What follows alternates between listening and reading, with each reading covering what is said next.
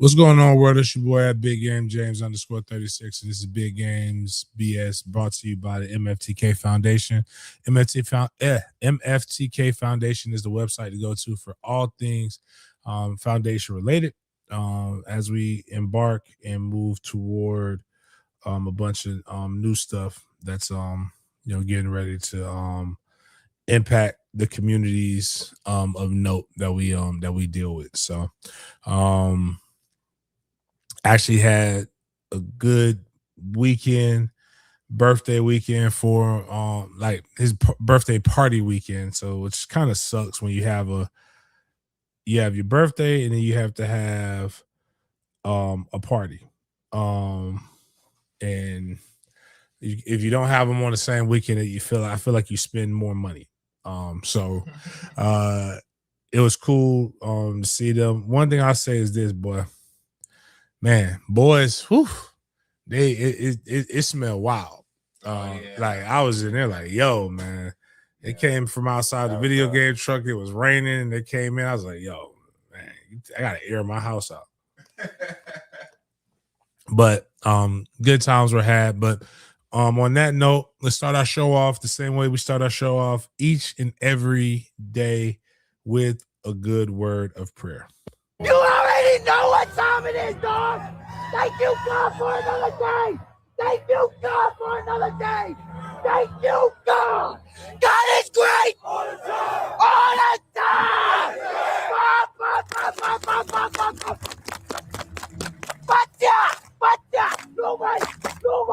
Nobody wanna thank you, God. Thank you, God.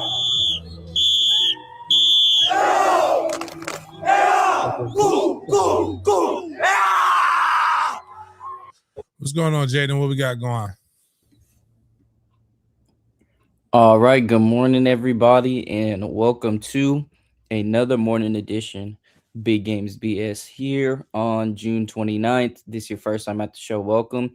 And if you're wondering why it's called Big Games BS, it's because we bring the good, the bad, and the BS of the sports world, especially football, to your screens, eyes, and ears. First things first, we got some MFTK to get through. We have a couple of posts to share with you guys. If you are familiar with the show, these may look familiar to you, but we're going to transition from the MFTK section to the college football section, aka our NCAA section. I'm going to start off with the home team with the Seminoles right quick. And then we're going to move out to other college football teams and programs before we take a stab at the NFL. We're going to start off with some Jaguars news, and then we're going to branch out from the Jaguars, from 904's team, to some players near and far, and from organizations, and even from analysts as well. We got some news and info about all those people and groups before we get into the Big Games BS section, where we bring the scope of the convo outside the typical football world. But we still have some sports topics and nuggets to sprinkle in for you guys. And we're going to kick off that section with our BS or Bussing food review segment. So we're going to move along and talk about our MFTK section with the Southeast High School 7-on-7 football classic. Is going to be happening on July 11th, 2026. And James, how do people get a chance to win that $10,000 in cash prizes? Very easy. Have a pay $500. Get your favorite high school team involved in it, and then let's roll. We still got a couple spots left. But we're gonna go out there. We're gonna battle a little bit. I think it should be fun. We got Ed White, Mandarin. I think University Christian, the Church Boys, fresh off of their win of the Bethune-Cookman 7-on-7. They beat Reigns like 17-8. Shout out to Lil Man though. Lil Man got an offer from Bethune-Cookman off of that, but like I was shocked. I said, man, we gotta get them church boys in it. Them church boys said yes. What happens is people wasn't really feeling it, didn't know if they wanted to do it or not. But like then they go and they get a little confidence from somewhere else. They beat some cats. And then they say, hey, I'm in it. We got Lake City, Columbia, Plantation High School. Let me see if I could get a coach to commit live on air, see if he worried about the more important things. See what my dog doing. They ain't gonna win it, but we'll check it out. Hey man, I had to call in and do my annual check to make sure you worry about the more important things.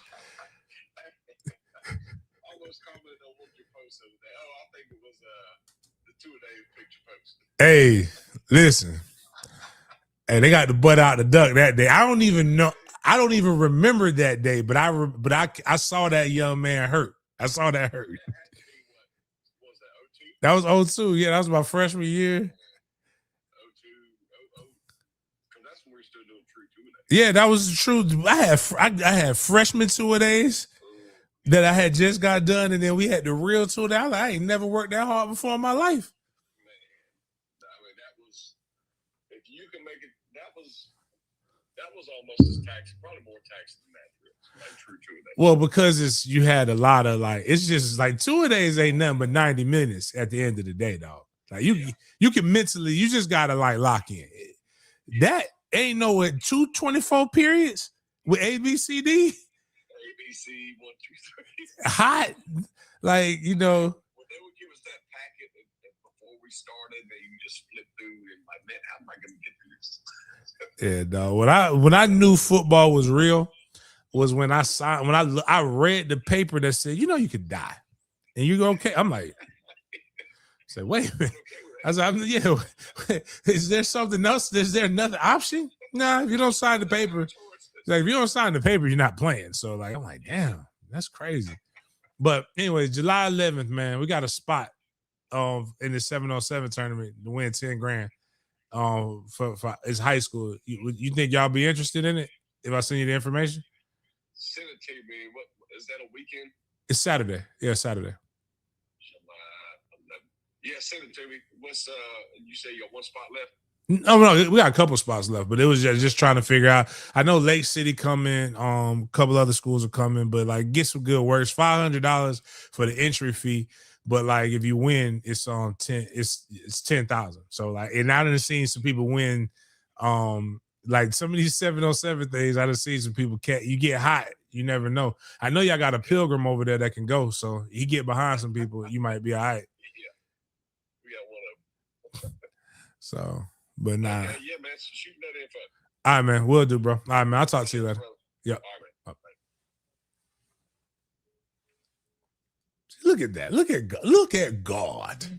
That was easy. Might have all kind of rivalries. Lake City, Live Oak. I might call it the Country Challenge. Let me change it to the Country Boy Challenge. By the way, that was Kyler Hall, former safety for Florida State. Like, I swear to God, like he's his voice, maybe because I'm used to it. What did y'all think he sounded like? Because when I was in college, man, I thought he was black. One day. Yeah, I can see that. But like, man, he had me. I was like, my mama was like, I thought you said your roommate was white.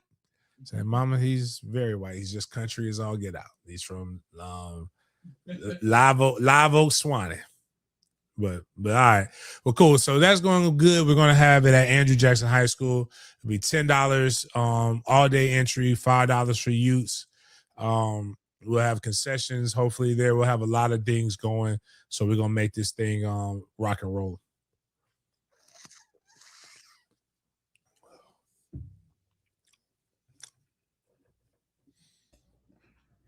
You also have your 7th annual community give back weekend that is going to be happening pretty soon. Things are going to kick off in Orlando on July 18th. Then you got two other cities, Tallahassee and Jacksonville. Tell us more, tell the fans some more about the Community Give Back weekend and what should they expect. So in Orlando, we go down to West Oaks Elementary School, I believe that's the name of it. We give out the bags. It's very good. Like just a quick one. We give away about 500 bags every year. Tallahassee, we're gonna give out a couple thousand bags. Love going back home. One day, I don't know when. Maybe it definitely ain't gonna be the 7th annual, and I doubt it'll be the 8th annual. But one day, I want to do my own version of Duval Day in Tallahassee. It's gonna be lit, man. I love it. I'm excited about it. I want to do it. I want to do a day party though, because I'm old. The night is for the youths, but we'll cross that bridge one day later. But Tallahassee, I do the book bag drive on the 25th, at Bond Elementary School, and then the 26th we'll be doing my football camp, at FAMU DRS. We've been doing that. We've been blessed to be able to host it there. I want to say every year I've done the football camp, I've done it at FAMU DRS. I like to be able to have the book bag, have this stuff in areas where people can actually get to it, where you don't need as much commuting. I expect this year's camp to be the biggest camp that I've had in quite some time. Last year's camp, I believe, was pretty good. One thing I can tell you, two things for sure, it's going to be hot as fuck out there. It's always is, and just like it's no reprieve. But and then we'll have my football camp here in Jacksonville on August 2nd. And then we will have my book bag drive on August 8th. Also, July 11th, we will be having a citywide I don't even like the way that's said. We're gonna call it something else, but Terrence and them don't think about the pause worthy moments. But we'll have a big deal there in Tallahassee, in Jacksonville. So we'll have two ones in Jacksonville. So right now is where you get down to the nitty gritty, the fundraising, all of that shit just gets taxing. So if anybody, wants to be able to donate, it's $36 a bag. Would love to be able to have as many bags as possible, given out to the community, man. So it's one of my redeeming qualities. I am a guy who loves to give back. So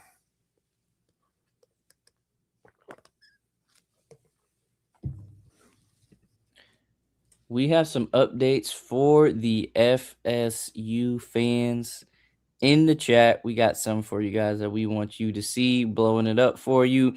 And we are going to be highlighting Deuce Robinson yet again because he has been in a list of preseason rankings. And let's look at some of those rankings right here.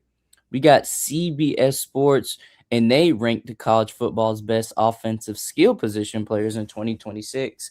That means the running back, wide receiver, and tight end stars to watch. And Florida State's own Deuce Robinson landed at number 7 on this list. Just want to read you the description CBS Sports put for Deuce. At 6'6" with height and athleticism, he's capable of winning contested catches, stretching the field vertically, and creating favorable opportunities around the goal line when Florida State needs a big play. His importance goes beyond statistics. Robinson's presence changes how defenses align and create favorable matchups for everyone around him. Let me zoom in a little bit. For an offense looking to reestablish itself among the ACC's best, having to target with NFL caliber traits is invaluable. Having a go-to target with NFL caliber traits is invaluable. That's one of the rankings. And you also got ESPN as well. And they decided to rank the top 10 receivers in college football for this upcoming season. And our very own Deuce Robinson came in at 8. Just to remind you guys of his statistics last year, you can see right here, he totaled in 56 receptions, 1,081 receiving yards, and 6 touchdowns. And this description of Robinson says the former top 50 recruit broke out in a big way during his debut season with the Seminoles last fall. There's little question among personal staffers that the 6'6", or excuse me, there's little question among personnel staffers that the 6'6", 230-pound pass catcher belongs in this conversation. So just want to give a big shout out to Deuce, because he's definitely getting a lot of love this offseason as he becomes one of the premier receivers in the ACC for sure. So just wanted to share that with you guys as well, because you guys should keep a lookout on Deuce Robinson for sure, for sure.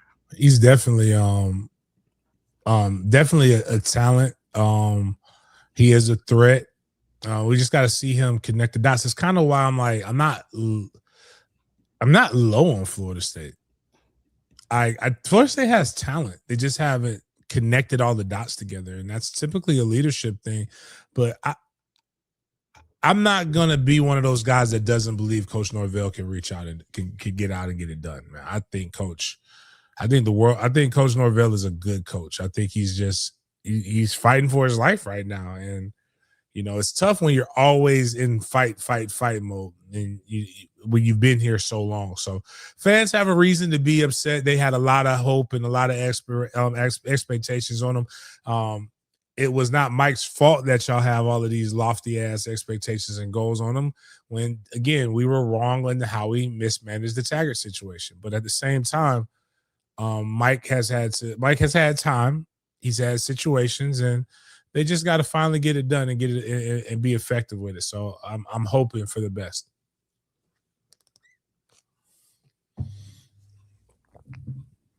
People, and specifically FSU fans, want an answer to this question posed by a top tier FSU. It is a sports question across multiple sports at that, with who are FSU's trios for best all-time college trio. So this is a football, a basketball, and a baseball player from each respective school. And top tier FSU post, who would be on FSU's all-time college trio? And then we got some info right here. Friend of the show, CJ Wilson, reposted Deion Sanders for football, Dave Cohen's for basketball, and Buster Posey for baseball. James, I wanted to know, what's your big three FSU all-time trio, ranging from basketball to football, finally finishing up with baseball?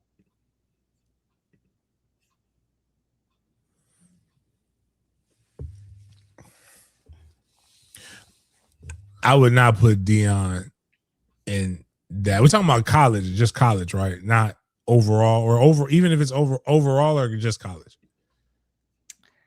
I don't know the specific criteria, but I think it's just college. Yeah, they put Jackie Robinson for baseball for UCLA. So I don't know. That's crazy because people forget. I mean, that's wild. Like, I mean, not saying they're wrong, but like, damn, dog, I don't even remember that shit. I'm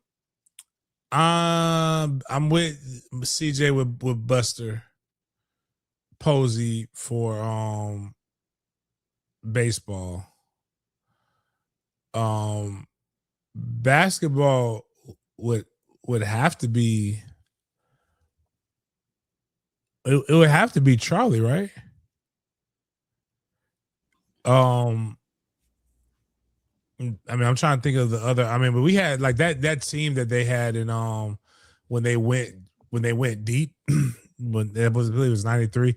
They had like 4 NBA players on that squad. But football, I'm not going Deion for football.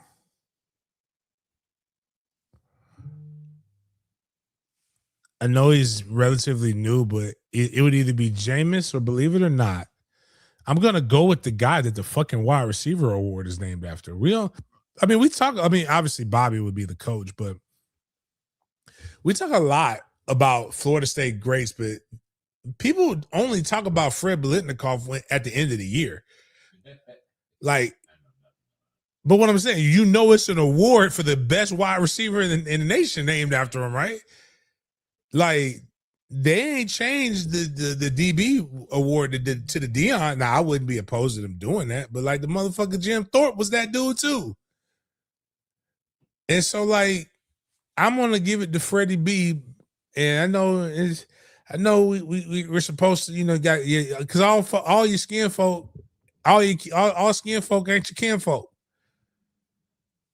But yeah, I'm gonna go with Freddie B. But that's a good thing. We need to put that up on our socials. Give us the question of the day, your top three. I want to know your Jaguars top three.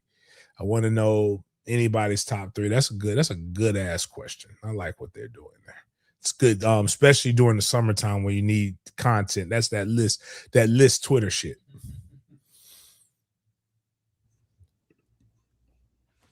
What is going on with Alabama's recruiting?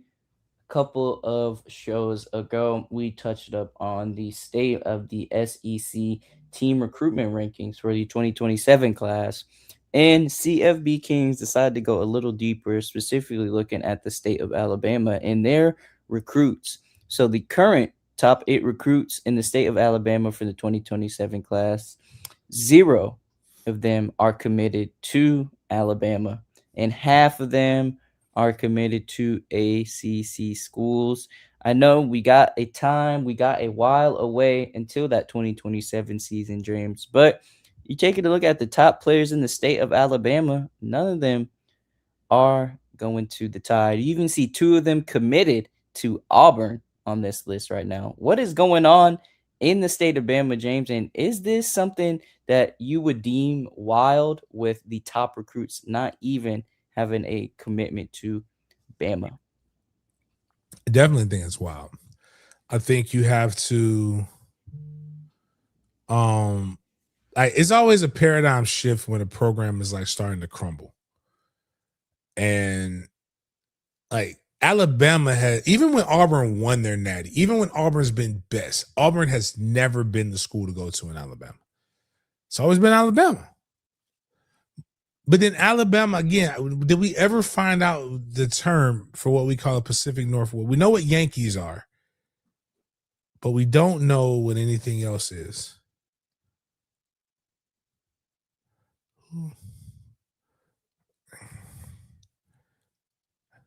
I hate when people. Yeah, I hate hypocritical. I'm in a group. Somebody put me in a group chat with a person that doesn't like group chats, but they chatting it up and that shit. Pilgrims are good people. I don't want a pilgrim. Pilgrim, like Yankees, not a bad term to me. But that's probably because I like the New York Yankees. All right, let me use ChatGPT. What is the Yankee name equivalent to a Pacific? That's Pacific West, right? Washington would be that. Like, where is he from? Is he actually from there?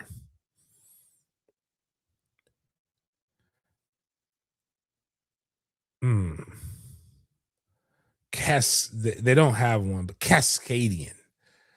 That sounds bad, right? This Cascadian. Cascadian sounds like a more evil Caucasian. Right. That first part. Used by some people to describe residents of the broader Pacific Northwest region, including it's tied to the idea of the region as Cascadia. Let's look at more further. What is Cascadia? Is that what it was called before?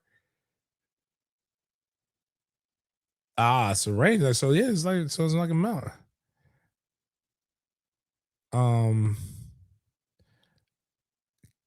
Cascade Ridge. What is this? Oh, we are. But one thing we could do is come up with some slang now.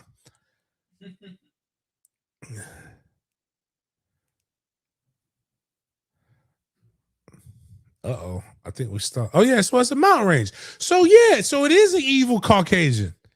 Miles, that's what we could go with. Because the Caucasus Mountains. You're Caucasian straight from the mountains of Caucasus. This evil Caucasian from the Cascade Range, this Cascadian has come to the South and infiltrated. and destroyed one of the great programs. Bear Bryant is looking up at us and rolling around in hell.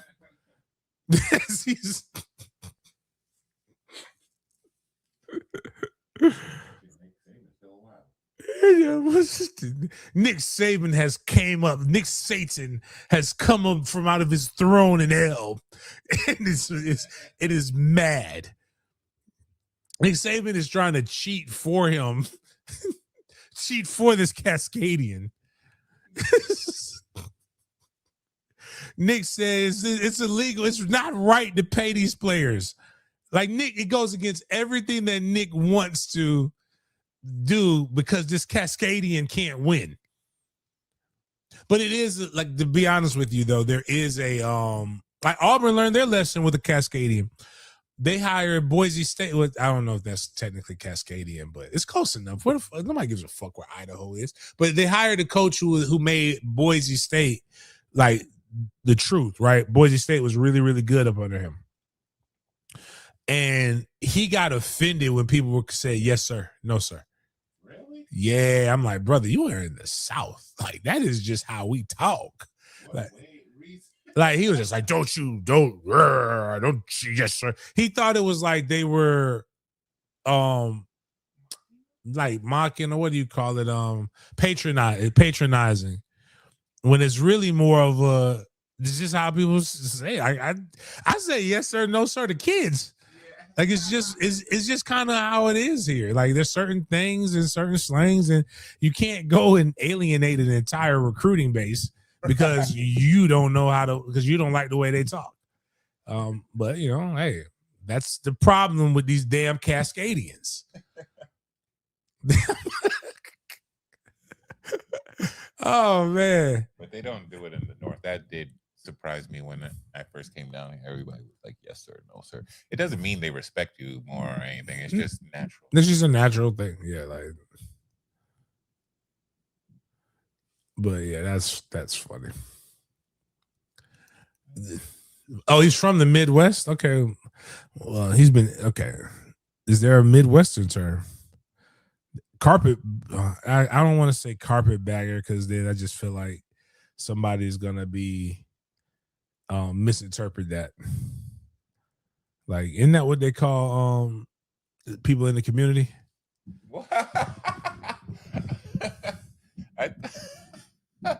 What's it? I thought they were like. No, it's Muncher. That's Muncher. Oh yeah, Muncher. My bad. Carpetbagger. I'm not sure. That's like an old. Oh, Opie. Oh, that's so much. That's so. Wait a minute. An expression is surprise. No. Yep, I'm gonna call him fuck Midwesterner. I'm gonna call him an Opie. The show I'm watching, The Pit, they say what did she call him? Huckleberry.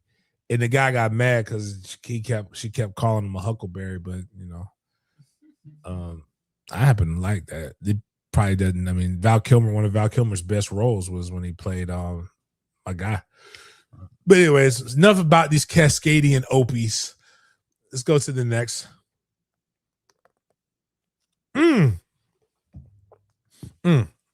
My bad. We talked about him on Friday. We talked about the Caucasian commit from Florida to Florida State. That motherfucker nice. That film stuck with me.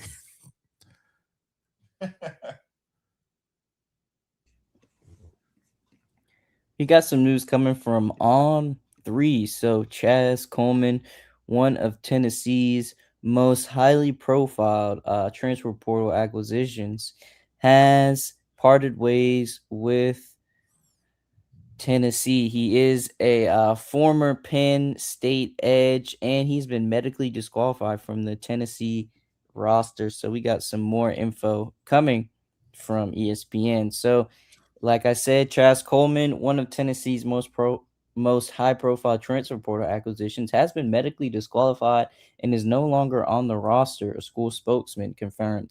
The 19-year-old edge rusher had been dealing with some mental health issues, according to multiple reports. about his rocky start at Tennessee and left the team halfway through spring practice. Coleman transferred to Tennessee from Penn State following defensive coordinator Jim Knowles and other Lions assistants who made the move from Happy Valley. Coleman appeared in 9 games as a freshman and produced a sack, forced fumble, and 15 pressures in 70 pass rushing situations, according to PFF. He was one of the most coveted edge rushers to enter the portal, and Tennessee beat out Ohio State and LSU to sign him. Coleman was expected to earn elite defensive line money in the $2 million range. This could end up being an expensive miss for the Vols, who ranked 4th in the SEC last season in sacks per game with 2.85, but had to replace 5 starters on their defensive front. Penn State transfers Xavier Gillum and Amari Campbell were other noteworthy additions for the Vols from Knowles' former defense. Coleman is still technically on scholarship at Tennessee, and there's a chance he could eventually rejoin the Volunteers. That doesn't mean he's getting paid in the meantime. Most, if not all, college athletes do not collect on revenue sharing deals when they're away from the team.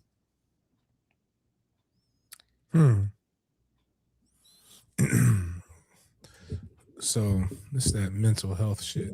I was about to say if there's an opportunity. I was hoping he was from the state of Florida, but one of the things I was reading is that he's homesick, but he's in Ohio. Like he's from Ohio. Like it's right around the fucking corner, man.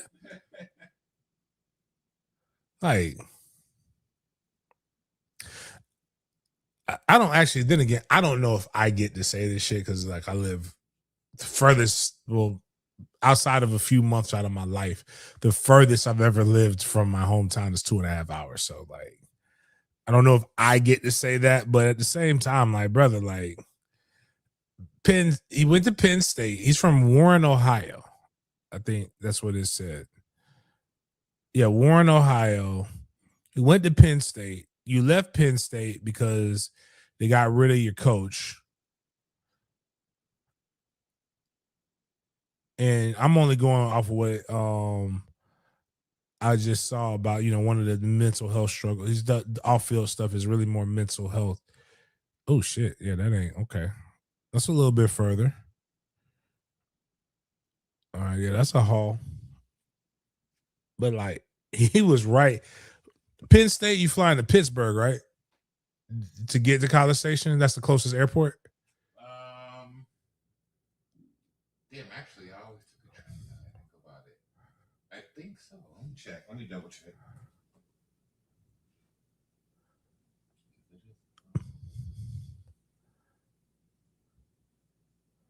But yeah, it's 523 miles. Yeah, your ass might as well fucking move to Florida. But like he's right. Like when I'm looking where Warren, Ohio is, it's like right there at the Pennsylvania border. There's actually an airport in State College. Yeah, but that is yeah. It's like Notre Dame has one, like, but nobody flies into that shit. Like you don't fly into fucking like there. So I said College State. I'm at Happy Valley.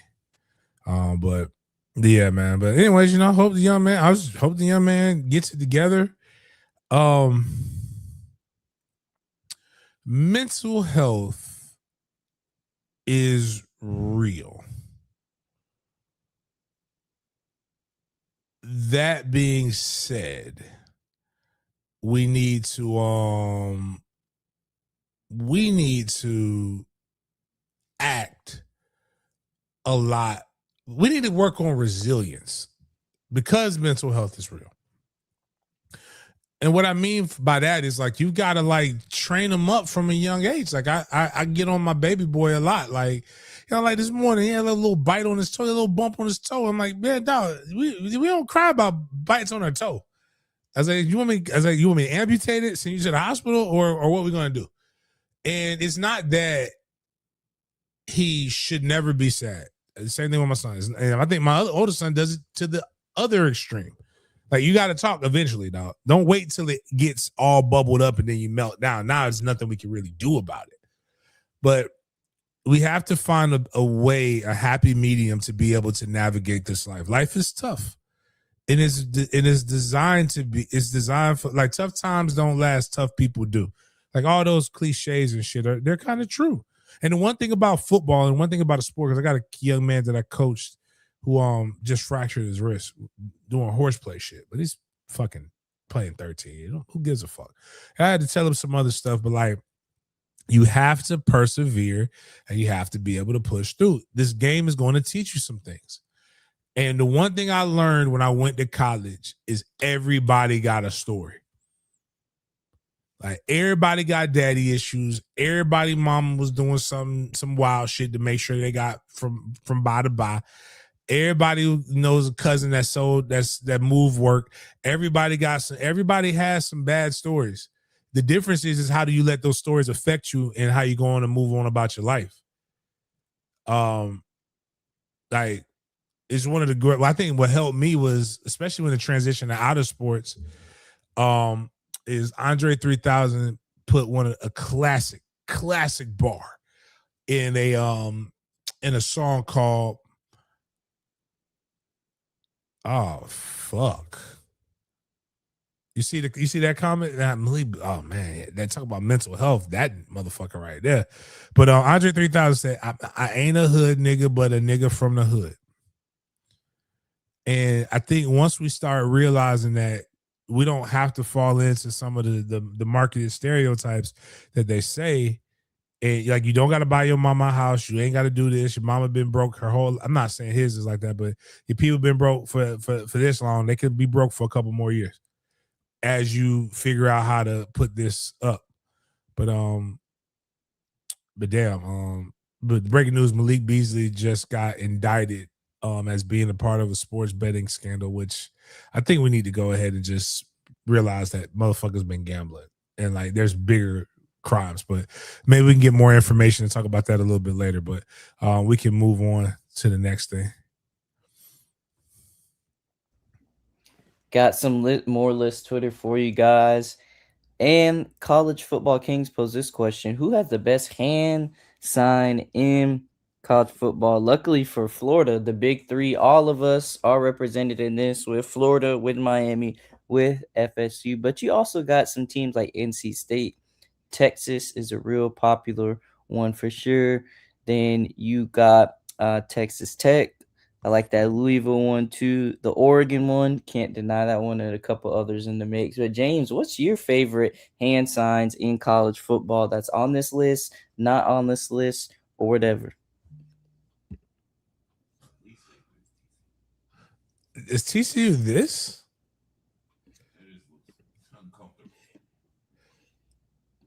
Yeah, until you do right by me. But nah, that's also FAMU's. But FAMU, that's because they're the snakes, the rattlers. One of the things about this right here is it's very white. And this is why I always tell people I want you to adopt the HBCU. So that we can just get you into some situations where you can get some good food and you can enjoy some more football. This is the same fucking like this is two teams signed. It's Texas and NC State, so that disqualifies you from a lack of originality. I'm not gonna do this. Isn't bad. L? Nah, I'm good. This could get you a flag. Now in today's culture. Oh no.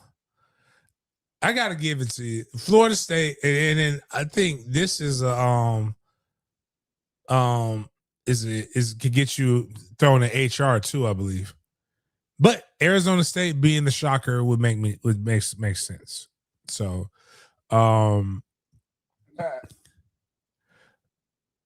Florida State, Texas Tech, Florida. Those would be my top four. The other ones, I don't need to do a top five. They can get rid of that.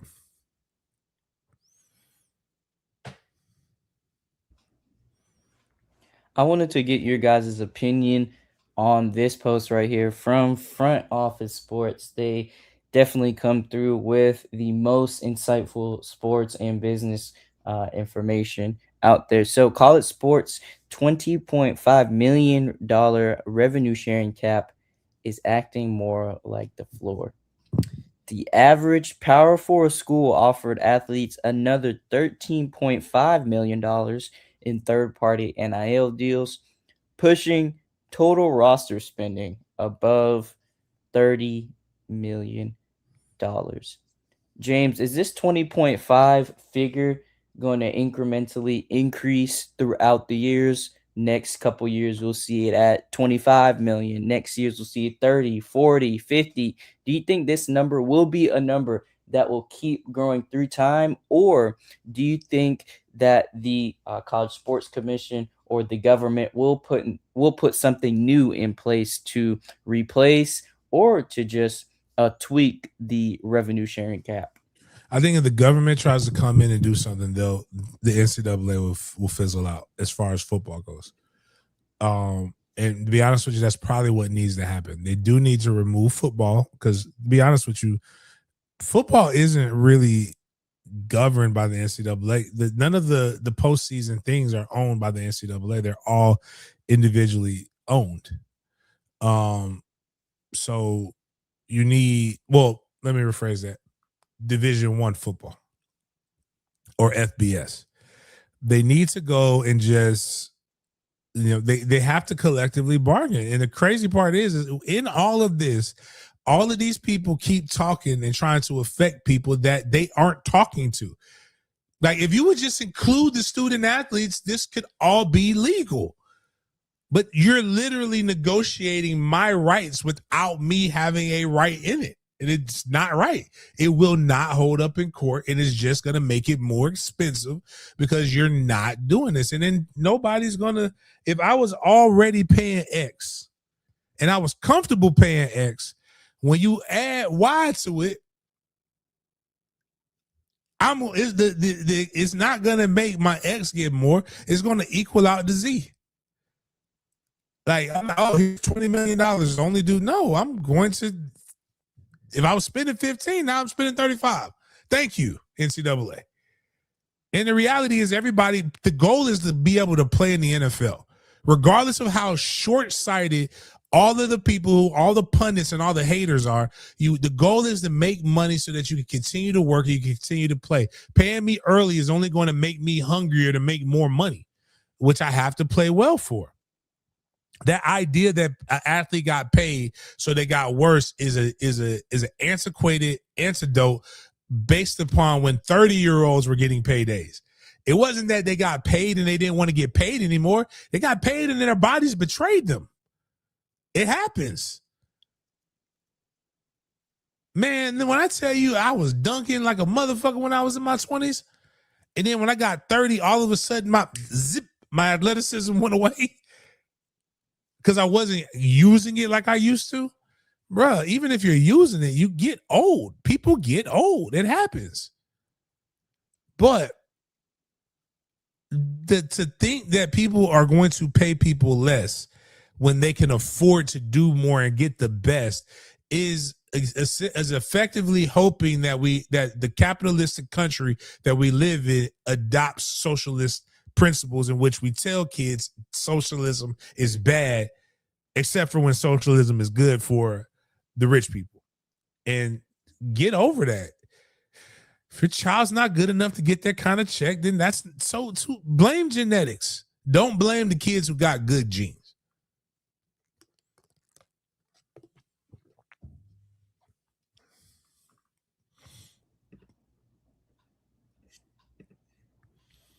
According to Adam Schefter, the Canadian Football League will not allow Sorsby to join its league this season. And so, Front Office Sports again placed this post on their timeline saying that after being denied by the NFL and the CFL, Brendan Sorsby may have one remaining professional option, the UFL. The UFL is the League of Opportunity. Billionaire and UFL co-owner Mike Rapole wrote. So you may see Sorsby in a UFL uniform. It looks like the possibility is open for one of the most highly talked about college football quarterbacks in since the sport has been going on. But James, are you going to be tuning into Sorsby in that UFL uniform? I ain't gonna hold you. The first UFL game I watched was just a halftime show with 50 Cent doing a really poorly performed concert. So like I'm not probably not gonna watch it.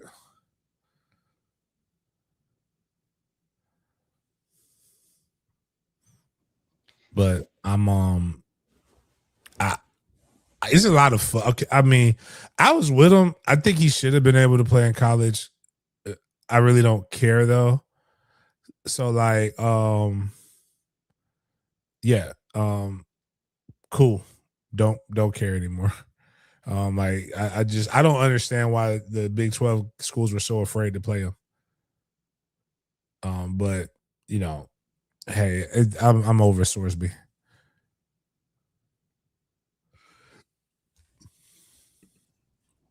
For any of my Jags fans here with us in the video, we're going to give you guys a breakdown of Britton Strain's new contract with the Jacksonville Jaguars. On the last show, on Friday's show, we talked about Brennan Strange getting that 3-year extension with the Jaguars and solidifying his future as a Jag for a little while longer. And courtesy of Spot Rack's official X account, we got the breakdown right here.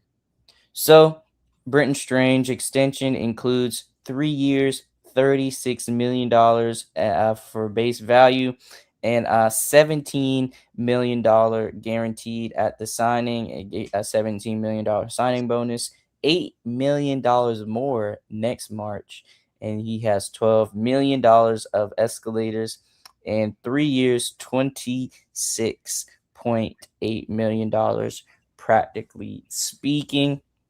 And if you take a look at Brenton Strange cap hits against the Jags, 3.3 2026, 5.9 million 2027, 11.2 million, taking a pretty big jump in 2028. And then finally 2029, 13.3 million, 2030, 3.9 million with a void.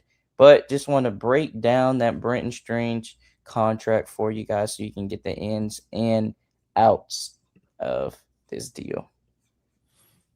I like the money. 17 million in your pocket up front. Man, he'll probably be on the roster next March. So I mean, 25 million guaranteed. And then I don't know what his escalators are, but I'm pretty sure they're going to try to do everything in their power to make sure that he gets those, especially if he performs well this year and next year. They're going to want to make sure that they keep him around to be serviceable for that for another contract. So, but kudos to him for getting his second contract. And I believe that they're going to go do that with Parker next. That's the guy next up to be able to that they need to make sure they secure the bag for.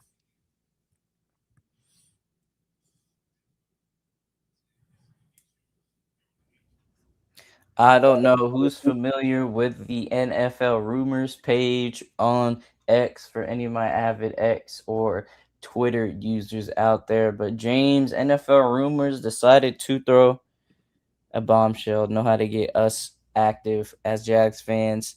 Said the Jaguars could be a potential suitor, for Browns Shador Sanders as they look to upgrade the backup QB spot behind Trevor Lawrence. No, this is on the rumors page. And James, I just wanted to get your quick thoughts, your first thoughts, initial thoughts on the possible Shador and Travis Hunter connection.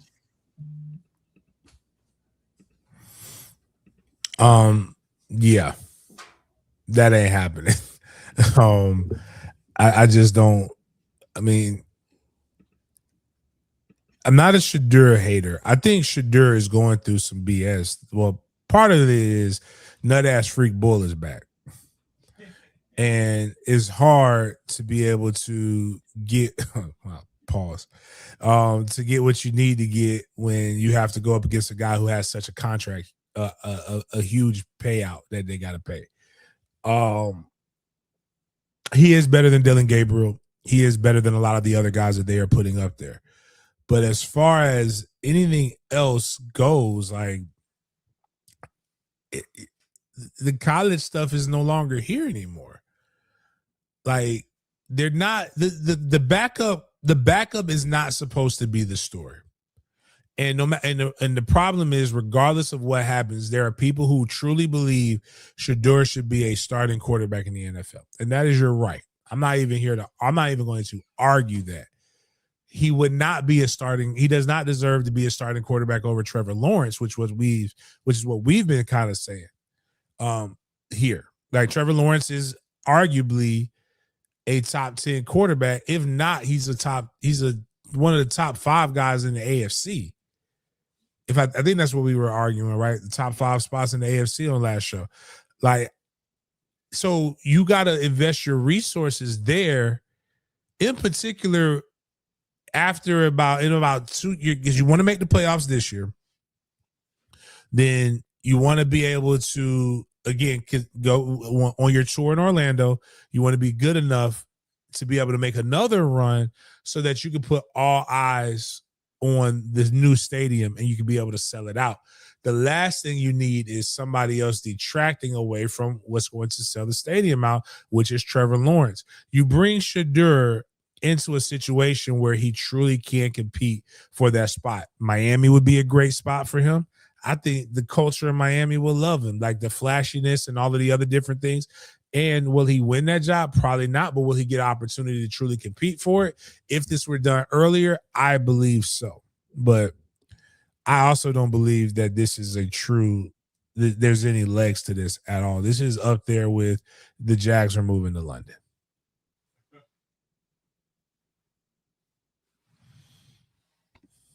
Let's keep you guys updated on the Terrion Arnold situation. I know last Friday we really gave the big overview of what happened with Mr. Arnold and his case. And we are going to be actually awaiting some new information. Look out on our timeline, especially on X with our X account, Den Media Group, please, because we have some quick updates for you guys. Make sure to check out the socials in the banner below. But a hearing will be held Monday morning today in Tampa to determine whether Lions cornerback Terrion Arnold will be held in custody pending his trial.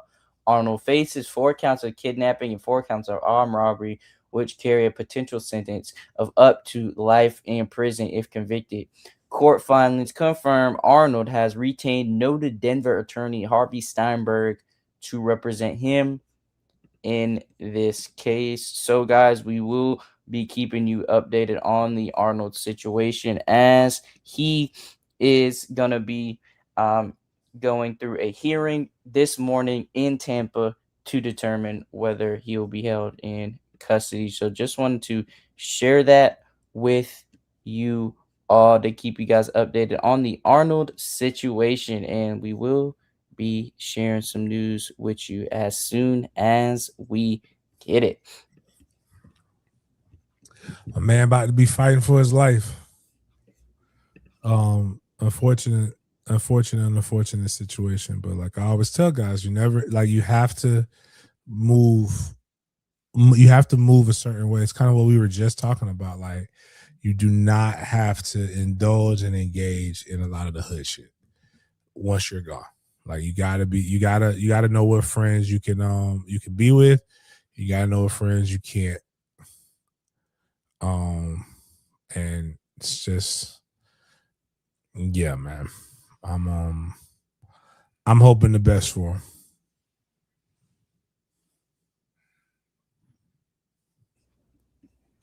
George Kittle wants some accountability by the NFL and the NFL owners. So, according to Ari Meroff, George Kittle speaks out on NFL teams being willing to use grass for World Cup matches, but not for their own football players. So this is via the NFLPA saying, quote, "We've made it clear that we prefer grass fields. We know it's better on our bodies, and clearly we know it's possible based on everything that went into putting down grass fields for the World Cup in each stadium. At this point, it comes down to the NFL making it a priority and choosing to invest in us as players because our bodies are our business, which they get to capitalize on." What do you think about George Kittle and his remarks regarding the unwillingness of the NFL to use real grass across the stadiums? I think you should shut up and dribble. No, I'm just joking. I think I think he's right. And I think it's again capitalism. If you want to know what makes America great, it makes America exceptional, it's the capitalism. And unfortunately, with capitalism, there are some things that happen. Contracts. Good old boy. I remember when artificial turf was introduced. I believe it was like 96. When the Seattle Seahawks got their new stadium built. And I remember the movie Flubber had just came out. And that's what John Madden called it. Playing on Flubber. Mm-hmm. I don't even remember what the movie Flubber was about, but it was just it was a thing where John Madden was truly against it, but it was seen as a better solution to upkeeping and better than what some stadiums had when they had the the AstroTurf. As a guy, I played in AstroTurf. It ain't fun. It's like carpet, and then when you fall, it eats all that skin up.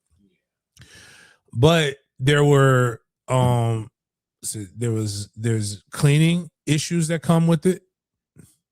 So like for everybody's like, oh, well, grass allergies, but there's people who have died because of the rubber and the allergies that come with that turf. I know Mandarin as a school, every school in Duval County is supposed to be trying to convert to this so that it cuts the fees down.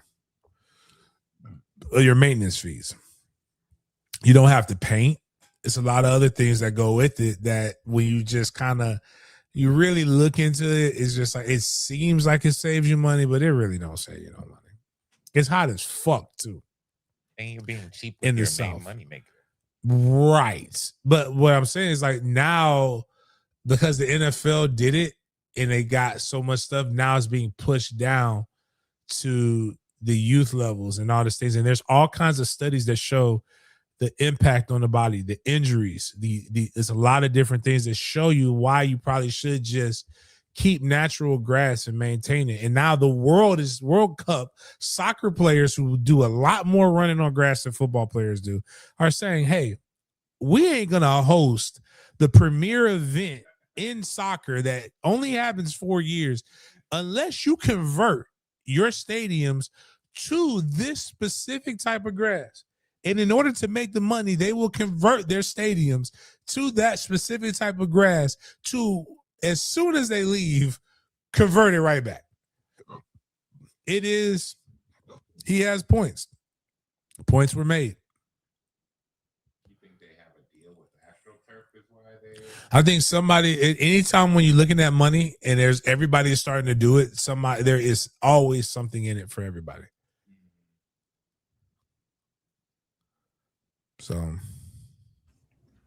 speaking of the 49ers, Brendan Ayuk has released yet another controversial video detailing some more incidents regarding the tension between the 49ers and Ayuk.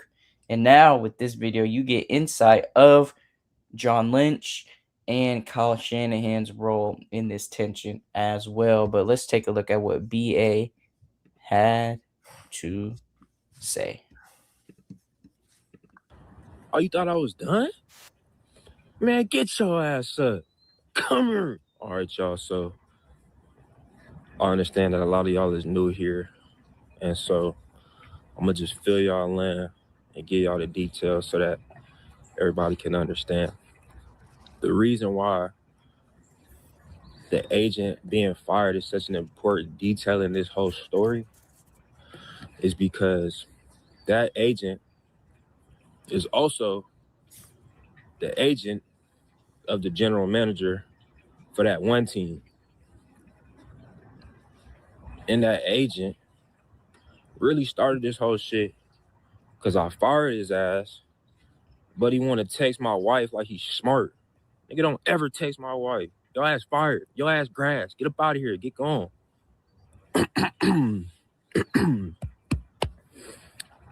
Okay. Anyway. So he is also the agent for the general manager of that team. And these niggas is all weird. Weirdos. Creepy predators. I would never, ever, ever fuck with these niggas. I would never, ever, ever fuck with these niggas. I don't care how long I gotta wait to get to you, my baby. But if it involves fucking with them niggas first, I'm waiting. General manager gonna pull up to my house. Oh, weirdo. Like, bro, don't pull up to my house uninvited, boy. Shit ain't safe. The fuck? But I knew his ass was gonna do it. So I'm looking at my camera, my front door camera. I see a big old white boy, white man, former NFL safety. And I'm like, oh, hell no. And I know my wife is about to be back home soon.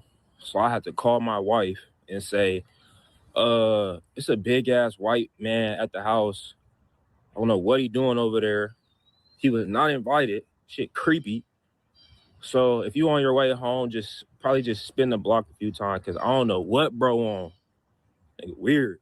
The same general manager that tried to run me down and come apologize for his head coach because his head coach got a temperament of a fucking toddler and was speaking out the side of his fucking mouth to me.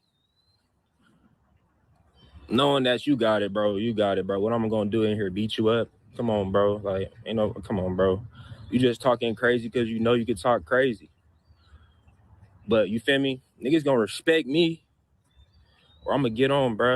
I'm gonna get on, bro. So the story is I don't fuck with them niggas and I never will. But I forgive niggas. You feel me? You feel me?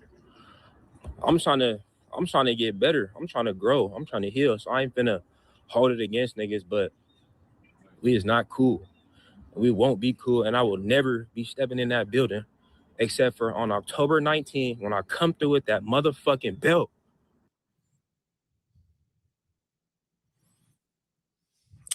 Yeah, it probably should keep him away from keep him away from shit. So CTE might be real.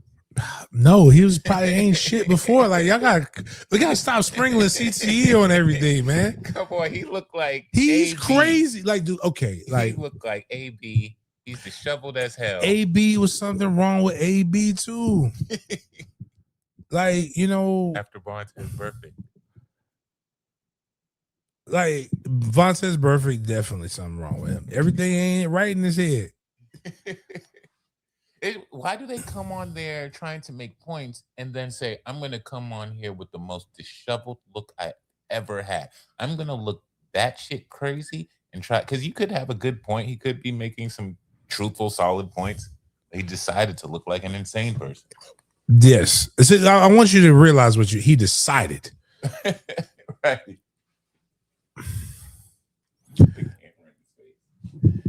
It's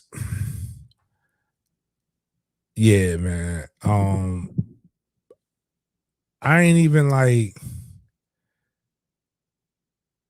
trying to like hear what I mean. He's got some good points, and maybe some of these guys were coming because they know you're out of your fucking mind right now, right? And they're trying to like speak some some sense into you. What do you think about John Lynch showing up at his door? When I hear that without context, right? I straight up think that John Lynch was more like from like not just a business perspective, more of a I've been through this. Like, hey, let's, there's the business side of it, then there's the shield side of it that I've been on as a player. But I think we just talked about conflict resolution, right? And what I think happens is we allow young guys, young men, it doesn't matter what your race is. I think we just allow young men to sometimes get away with shit because they're uber talented. It's the American way. Winners get perks that other people, winners get sprinkles. And what I think needs to happen and what should happen more often than not is that they do get opportunities to understand how you actually evolve things. And then if you're not mature enough, you don't put yourself out there to get done worse. And then you also stay away from societal pressures like drugs and things and a lot of this other stuff. Most of us, and I put myself included in this, if I know people want to say when you're taking these whatever vaccines to get you the tism, I would argue that most of us are touched with a little bit of spectrum activity. You literally work out to go full speed to run into another individual. You are innately crazy. I don't think that this is the CTE is making this. I think we just already have a predisposition to do insane shit. And if that isn't like molded properly, it can bubble up and show itself in other phases. And I think this guy, if they toxicology reported him, he's probably got some other issues. Or he probably has more issues, but I think he's not getting his way. And a lot of things are getting out of control and he's unraveling. I think it's more a psychological issue than it is a neurological issue. Just to in my opinion, I just don't want to sprinkle a boogeyman on this and just be like, yo, like it's like, all right, like if my heart explodes, oh man, that was the CTE. All the years of playing football got to him. Or the fact that this is 2 nitro cobras. I mean, you don't have to call it CTE. You can say his brain don't work Yeah, we right. can say his brain. The elevator clearly is not going all the way to the top. I just don't want to call like CTE is just a sprinkle like Dave Chappelle, like when they arrest him, why is all the black people that get arrested got crack on them? Like just sprinkle a little crack on them. I mean, Like just say like, hey man, this dude has some issues. Multiple things can be true. He could have prior issues, and then banging his head on top of it could also definitely could make it worse. But he had issues before, and the problem is they probably saw these issues before. And I'll say one of the terrible things about sports, which is why it often gets portrayed as a more modern day slave trade, is that they know what they're going to try to use up and get as much of that goodness out of them before they discard them. Right. And that's just the nature of what's going to happen to him. Like he's probably already discarded. What do you think about him using the hot button terms like weirdos? And he basically just called them pedophiles at one point in there. Man, I'm gonna tell you this. I had a friend, and I said I can't be around him anymore. And he was saying, man, hey man, they think you weird. He said, that's just what the issue is. They think you weird. And I'm like, a bunch of dudes who don't own major credit cards and can't sign a lease in their own name think that I'm weird? Cool. I'm never going to be in the same circles as them. Yes, I am weird. I think weird is just, again, it goes to that man, I hate to say this, but that interesting type of behavior where you believe that I'll say feminine energy, something doesn't go your way, so they got to be weird. They got to be this, they got to be that. When this is discussing this on the business end is weird. Like out here, like, because again, you have zero leverage, but that's on them. Like they just like that young man is talking himself out of bread.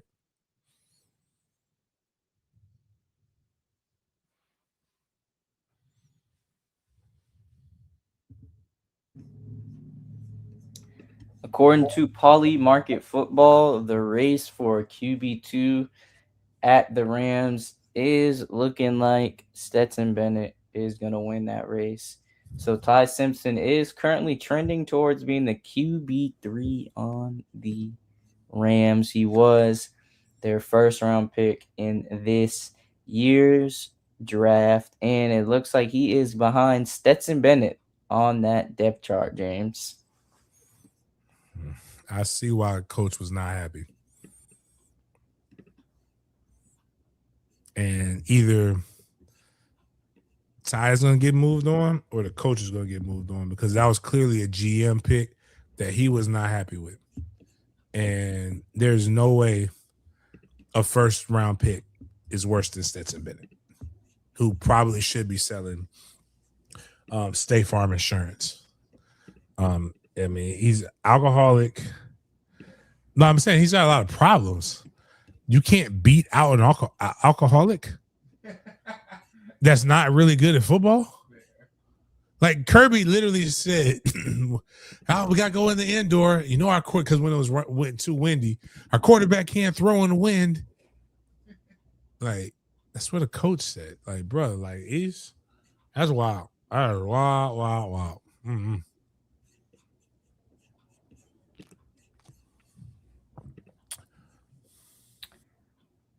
The Buffalo Bills are not honoring Orenthal Simpson among the Bills legends at Buffalo's new stadium, James. So just want to put this out there for all of my Buffalo Bills fans out there, and for anybody who used to be a fan of OJ. The new Highmark Stadium will not be honoring OJ Simpson, and this has been brought with a lot of discourse online. ESPN, NBC has all made stories about this, and a lot of people had their comments on this situation. James, what do you think of the Buffalo Bills not honoring one of their greats, one of their franchise legends in OJ Simpson?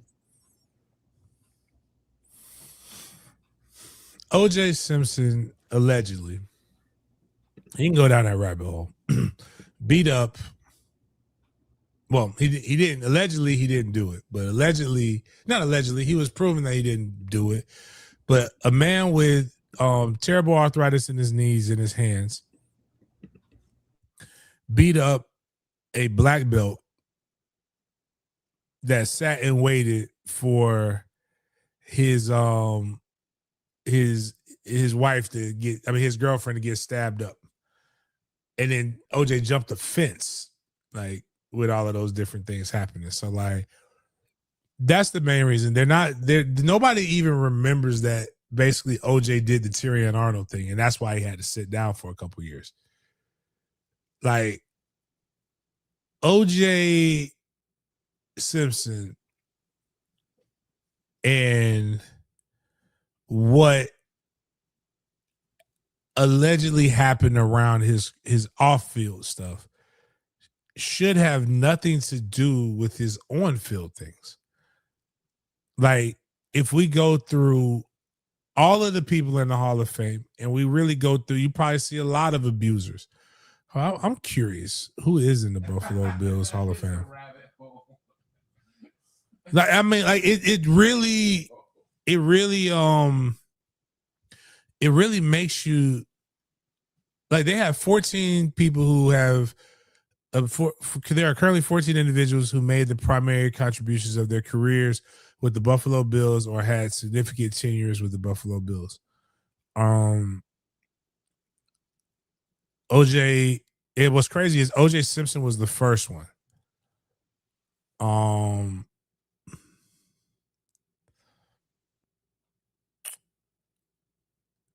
Bill Polian was one of the ones, but like that's not like, you know, who he's truly known for. Hold on.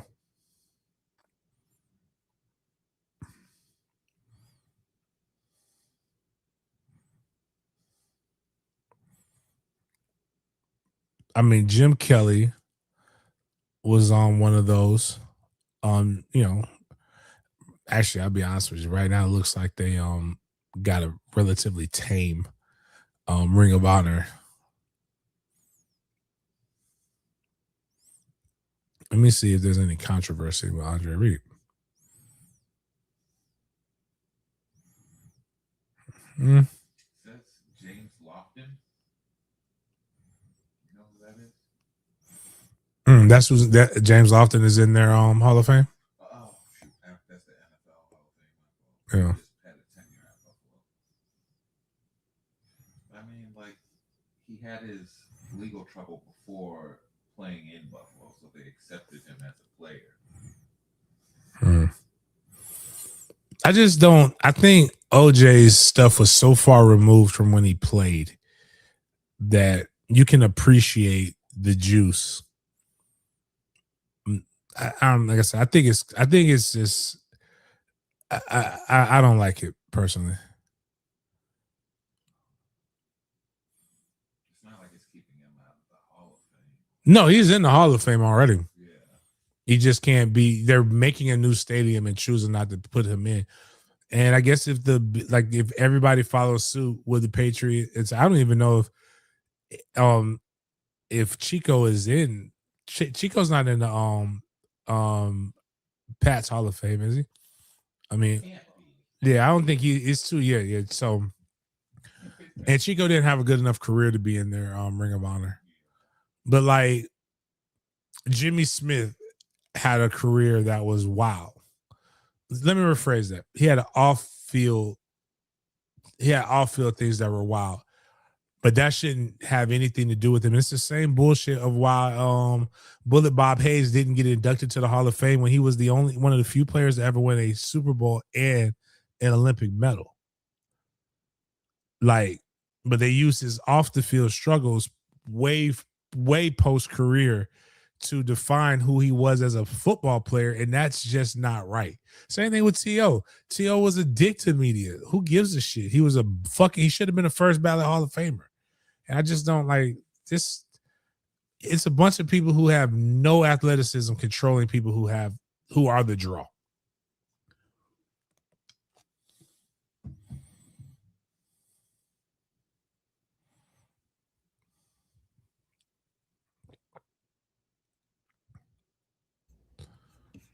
Now we are going to look at some quick things before we get to our big games BS section. We got a good one for you guys, and we're going to play Guess That NFL Team. So we're going to show the starting offensive lineup right here. And James, you got to guess which team this is. So let me make sure it is shared with you guys. First things first, we're going to put it on the screen for you. And yes, if you guys haven't played these games, courtesy of Sleeper NFL, it's going to show you the logos of the offensive starters, and you're going to have to decipher where those starters went to college and decide which team this is. So we got Louisville starting quarterback, James, and your wide receivers. You got Utah, Arizona State, Ohio State, and Oregon. Which team do you think this is? The Ravens? I didn't know Louisville. I don't think Louisville has more than two quarterbacks started in the NFL. That is incorrect. Damn.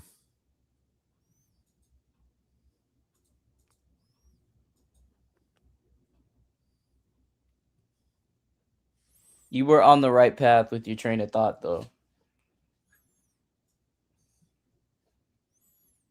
I don't know who that is.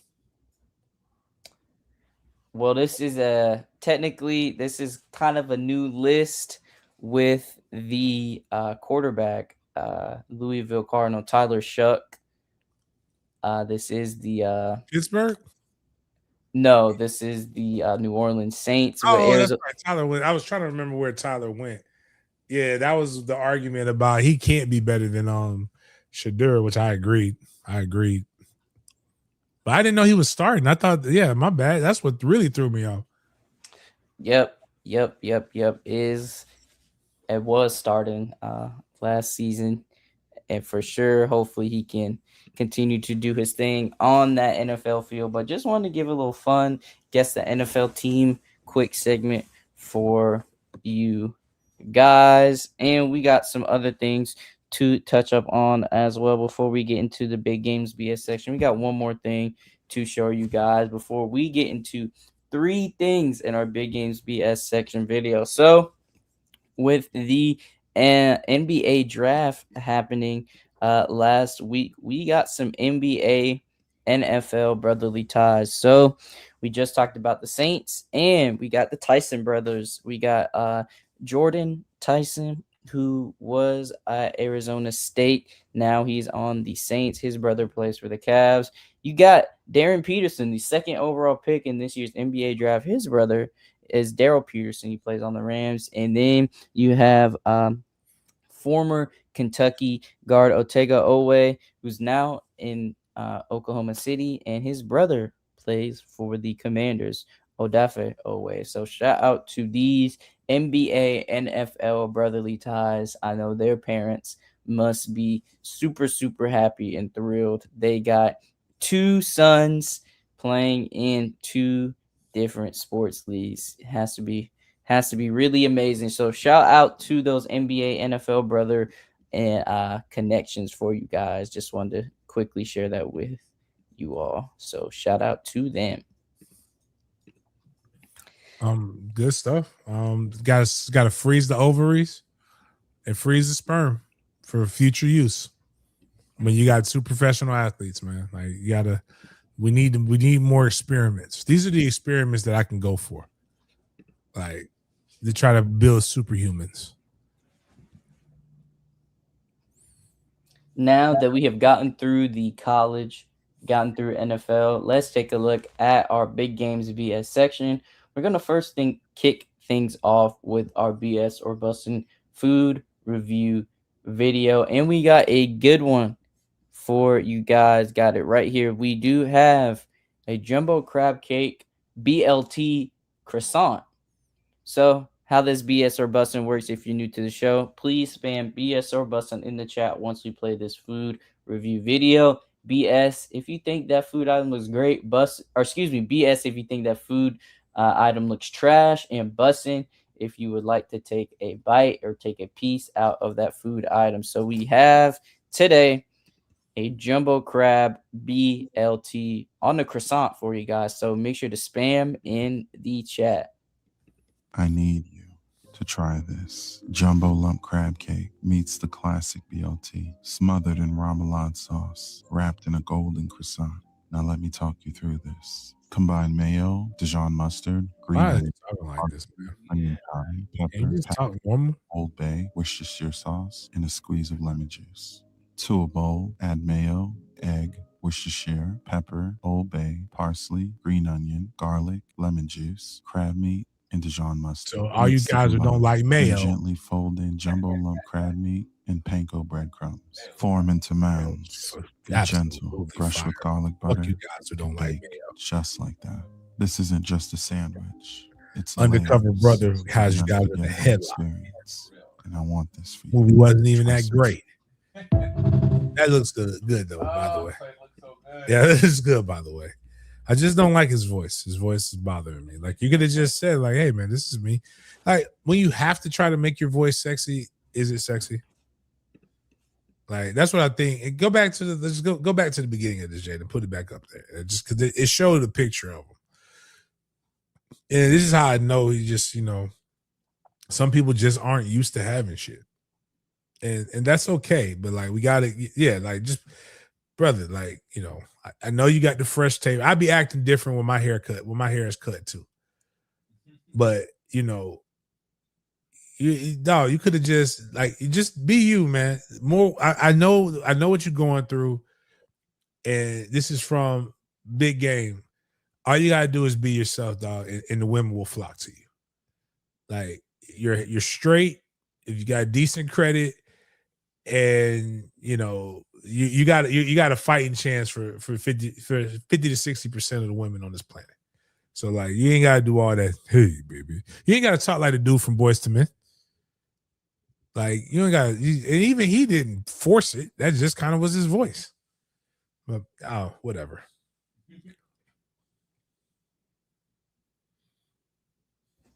Man, we got a Why and Wyland segment to discuss, and this is a legacy act. Well, not really a legacy act with his dreams and hopes for the NBA shortly coming to closer of a close. So, first things first, we got to talk about D Wade's son, aka Zaire, because Zaire Wade has been arrested and booked on felony domestic violence, criminal threats, and false imprisonment charges. So, Zaire Wade, the eldest son of D Wade, was arrested Sunday for felony domestic violence, reports say. This is according to Yahoo. He was charged with felony DV, criminal threats, and false imprisonment. An emergency protective order has been filed in his case. The police visited a house at 5:30 a.m. after receiving a complaint that a lady had screamed. On reaching there, they found a lady whose face and body had cut marks. This isn't a good game one. Oh, This is the basketball, the one that went to Sierra Canyon. Oh, okay, gotcha. However, she was not admitted to a hospital despite having injuries. Zaire Wade was granted bail in the amount of $50,000. Zaire Wade studied at Sierra Canyon School. Afterward, he played with the Salt Lake City Stars in the G League. Later, he played professional games in South Africa and Macau. No additional info about the case was available. Yeah. Hate to see it. Get more information coming out, man. It's tough being D Wade. You know, you got you on your campaign to love your kids regardless. You know, you got the son, you have a child that identifies as a woman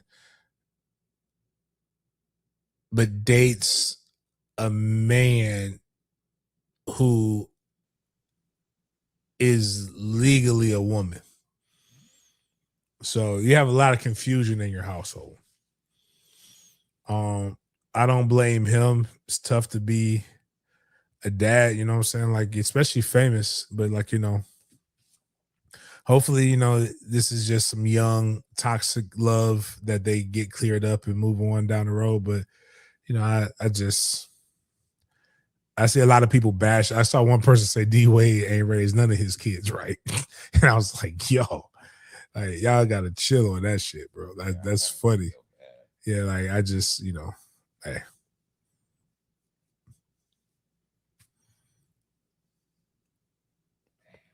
Worst part is that's just going to be such big news for such a slow time in the sports. Well, you got the World Cup, maybe cover some of it up, but man, that's going to get some play. Yeah. We're going to end off today's show with some quick laughs. And this is thanks to none other than Drewski. He's been making some sketches lately, and he decided to go off the success of this Michael movie and do a little spoof trailer for Joe, the biopic about Joe Jackson in Drewski's own world. So enjoy some laughs by Drewski as we conclude today's show. We got a quick little Joe clip for you guys. So enjoy the Joe trailer.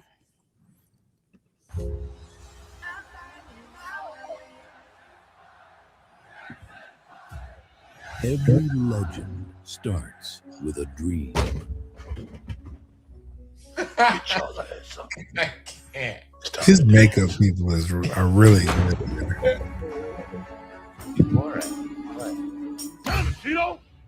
How many times have I say it's 1-2 step? The untold story of Joe Jackson. But we just want to play with the other kids. You ain't regular kids, man. Jackson 5. Wake up, dance. Go to sleep, dance. Fix your face, man. On the top. 5, 6, 7. Didn't I tell y'all? Practice the steps. It's step, snap, step.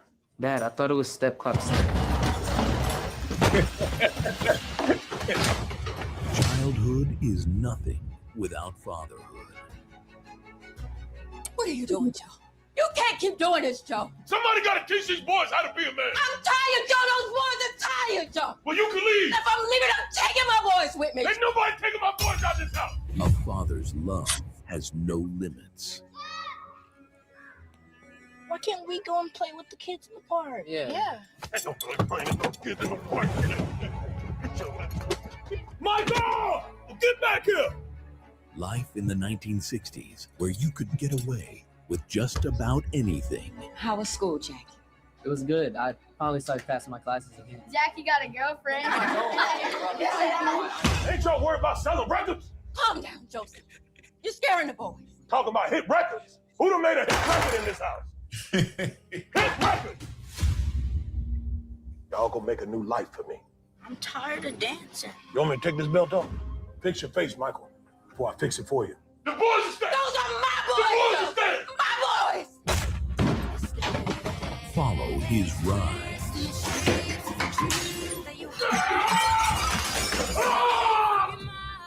Understand his genius. Get back in here. It's time for rehearsal. Experience his greatness. Y'all gonna arrest me for doing my job? Okay, so y'all trying to take old Joe out the house for whooping my boys' ass. It's showtime. Woo! I gave y'all all I got. Joe. Now, why did it have to happen, though? Why did it have to happen, though? Coming to theaters this fall. Yo, this man. Glass he broke in that. Yeah, this man. Well, it's triggering because I remember I broke a glass. I got spanking for breaking the glass as a kid. But like, yeah, that's hilarious. One, that he did Jay-Z impersonation. He did like when they did like the gospel section of the BET Awards. He did like his own gospel thing, and he definitely roasted Ray J. I like Drewski is so talented. But I just recently watched Michael. And it wasn't as good as I thought as everybody bragged about it. It was more nostalgic than anything else, because like you know all the songs. And I remember when, he was the first person to be able to do not a graphic, what do they call it? Like the where you have all the music videos for your album. Like Beyonce just did one for Lemonade, I believe, but he did all of that for Thriller. Like he has some bangers on it, and they just kind of just brought it past. But the main thing that they focused on a lot was the complexity of him and Joe's relationship. And somebody's got to be the asshole in everybody's villain story. But nobody ever like talks about like, why was Joe the way he was? And like, maybe, shit, that man did what he thought was best. And I thought it was good. I think his nephew did a good job, but I think like, the Crips they made it just seem like, oh, I want to get the Crips, get the Bloods in a room. I want to talk to them. And that's basically what they made it seem like. Bitch, that's a big fucking deal. I need to know like what more came into that. It is really famous people who can't do that.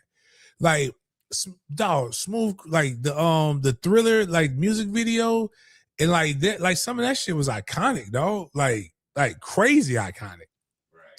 And they just kind of brushed past certain moments to try to, like, this is why it probably should have been a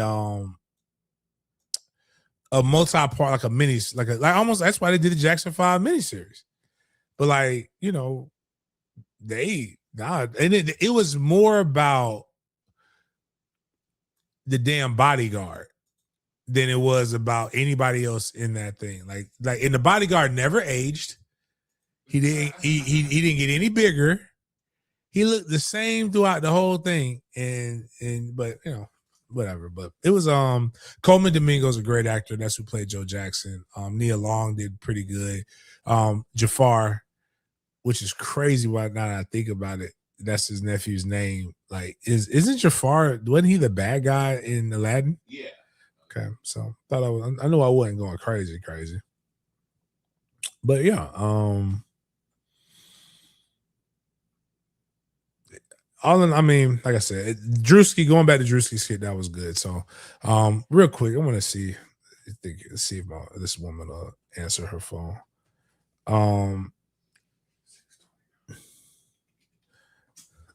One thing that's sad is Chris Johnson getting ALS. Yeah, that was tough.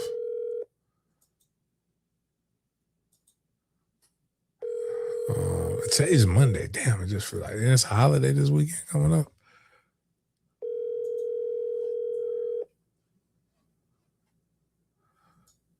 All right. Well, she not answering on her phone, but it's my mother's birthday today, so the matriarch, the queen. Make sure I call her, tell her happy birthday. But outside of that, man, you said that was the last all we got, Jada? Yep, all I got on my end. All right. Well, cool, man. Well, appreciate everybody for coming and hanging out with us on this Monday. Look forward to seeing everybody on Wednesday. Appreciate y'all chopping it up with me. We will see you guys next time.